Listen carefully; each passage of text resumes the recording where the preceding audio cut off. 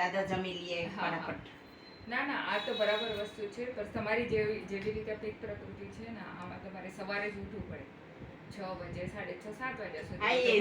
ક્યારેક તો 6 વાગે ઉઠવું પડે, કઈ કામ હોય ને તો 6 નાસ્તો વાગે. છે ને 8, 8:30, 9 વાગ્યા સુધી કરી લો. જમવાનું તો તમારે 11 વાગ્યા સુધી છે, પણ હવે તમારે કામ હાલતું હશે દુકાન છે ને, દુકાન હિસાબે પણ તમારે 1-1.5 વાગ્યા સુધી કરી લેવાનું. એક વધારે લેટ થાઓ છો ને તો એસિડ વધે તમારે. 1 વાગે જાય ને ઉપર એટલે બધું રેડી જ રાખવાનું. રેડી જ જમવા બેસવાનું. કાઈ કરતા કાઈ કરવાનું જ ન અમે તો હોય. બધા પેશન્ટના ટાઈમ ટેબલ આપે. હા. કે તમે આ ટાઈમમાં જમો, આ ટાઈમમાં સુવાનું, આ ટાઈમમાં ઉઠવાનું, ને નાસ્તામાં શું લ્યો છો તમે? નાસ્તામાં તો જો સેવ મમરા હોય, ક્યારેક રોટલી હોય કે સેવ મમરા આપણે મગ ચણા વગેરે એવી રીતે સવારમાં રાખો સવારે. હા તો સવારમાં એવું.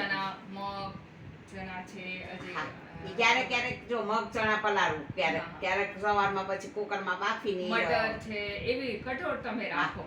જમવામાં ફ્રૂટ સેલડ્સ, તમારે બીટ ગાજર ટમાટર ને ફ્રૂટ્સ જેટલા હશે તો મળે છે, આ રાખો. તમારે દહીં છાશ તો તમારે રાખો. હા, એ તો રાખીએ જ છીએ. ને શાક ને રોટલી ને ઓઇલ જેટલા થઈ શકે ને એટલો ઓછો જો. ઓઇલ બહુ નથી. ગાયને ઘી.